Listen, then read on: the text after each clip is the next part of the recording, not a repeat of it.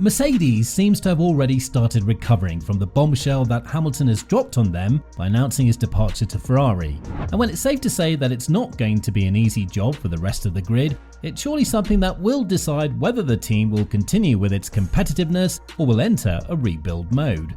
But with one of the top candidates being Hamilton's old nemesis, the question of Mercedes dropping to the midfield might be out of the window. So could Alonso do what Hamilton couldn't in the newly regulated era for the Brackley-based squad? And more importantly, what lies ahead of Sainz? It's safe to assume that Sainz's future is one of the highest talking points for the 2025 season, especially now that he parted ways with the Maranello team after winning 2 races for them in his 3-year tenure. But with Ferrari poaching away Loic Serra from Mercedes, it seems like Hamilton believes that the Maranello team has the biggest potential to threaten Red Bull in the foreseeable future. Hence the switch, and one of the biggest bombshells the sport has seen in terms of the drivers' market. But that's all in the past now. What we need to be looking at is what are the possible replacements for Hamilton. As of now, the primary role is given to Fernando Alonso, who's not only bringing tons of experience to Mercedes, but will make them competitive right off the bat. Of course, it's definitely a long reach to say that he'll be fighting for the championship in 2025 and 2026, considering that Hamilton was not able to do so in the previous 2 years and he's been with Mercedes for 12 years. But the 2026 regulations might provide fresh hope for the 2-time world champion, that he could be a world champion at the age of 45. The fact that Hamilton left Mercedes before even testing out the car for the 2024 season in Bahrain goes to show that he might not have that much trust that the Brackley-based squad is going to be competitive anytime soon.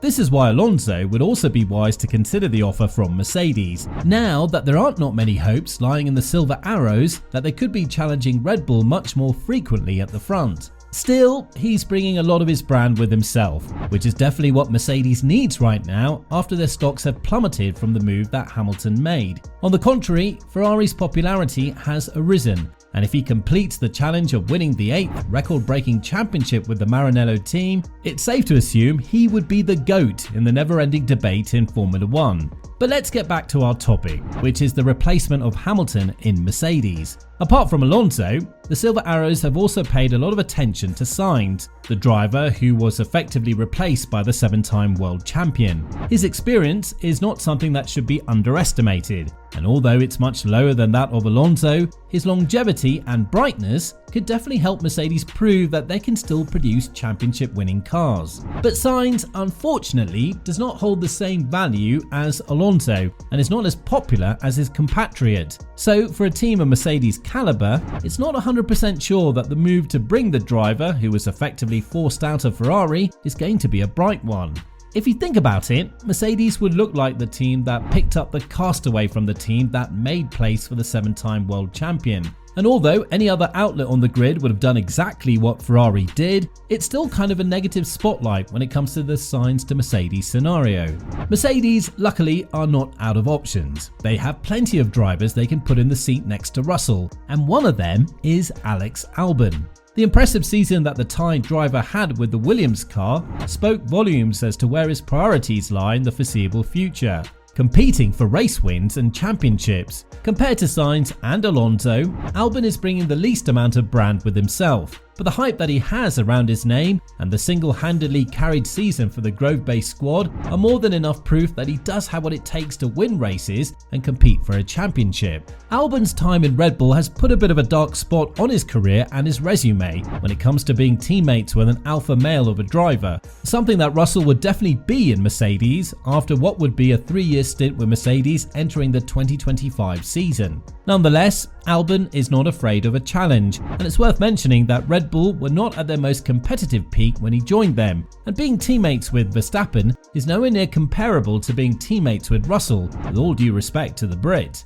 Apart from Albon, Mercedes can also choose a very unique driver in Esteban Ocon. While this might sound like a crazy scenario for you guys, you should remember that the Frenchman is still part of Mercedes Academy, and the Brackley-based team is still managing his career in terms of contracts and team obligations. The tension that he has with Gasly and Alpine is something that could definitely drift them apart in the foreseeable future, and with an opening in Mercedes, betting on Ocon is definitely what they could do, even though he hasn't proven to be be much of a strong option for Alpine and Force India in his current F1 career. But of course, these two teams come nowhere to the challenge and competitiveness that Mercedes brings with themselves. And with Alpine's liability issues, it's always questionable when it comes to judging the driver's true potential. Ocon is also very close with Toto Wolff, and now that his contract with Alpine runs out at the end of the 2024 year, it would be a very smooth transition. All he has to do is just not sign an extension and lobby the team principal of Mercedes, who needs to make one of the toughest decisions in his career ahead of the 2025 season. We must also not forget the fact that Ocon's teammate Gasly is also running out of contract at the end of the 2024 year, and considering the depressing environment that is currently ravaging the French team, it's safe to assume that the drivers wouldn't have to think twice when it comes to leaving the team for the Brackley-based squad. Of course, it's up to Mercedes to choose whether or not they'll be making a move for one of these two, and the fact that Gasly has cut ties with Red Bull, unlike Albon, makes him a little bit more of an accessible asset for the French squad than the Thai driver. The con is that, just like Albon, he failed to prove himself alongside a top driver like Verstappen, lasting only 13 races in the 2019 season. But on top of that, he was brilliant with AlphaTauri from 2020 to 2022, winning the Monza GP in 2021, as well as a couple of podiums, like the one in Baku. So all of these options for Mercedes are something that they would have to think through, and while the last one is very hard to imagine happening in real life, putting Kimi Antonelli in an F1 suit directly from the F2 Championship, it's still a possibility that Wolff and the company will consider. Of course, you can never know a true driver's potential until you put him in the real championship winning car. But then again, giving him too much power could effectively ruin his career, as Antonelli has 0 to no experience in Formula 1 after all. As for Sainz, the Spaniard's options, apart from Mercedes, are Red Bull and the Sauber Audi project. Red Bull would be wise to consider a driver of Sainz's caliber, especially because the duo of Leclerc and Hamilton will be striking heavily ahead of the 2026 regulations. This changes everything for the Austrian team, who not only hope to keep the competitiveness on their end until the beginning of the 2026 season, but also continue in the newly regulated era as well, which is why they would need a strong duo of drivers who would constantly finish on the podium. Perez is so far not providing that for Red Bull, even though he finished second in the Drivers' Championship in 2023. But with Ricciardo being promised the seat of Perez if anything was to go sour with the Mexican driver, the possibilities for Sainz in Red Bull could be very slim.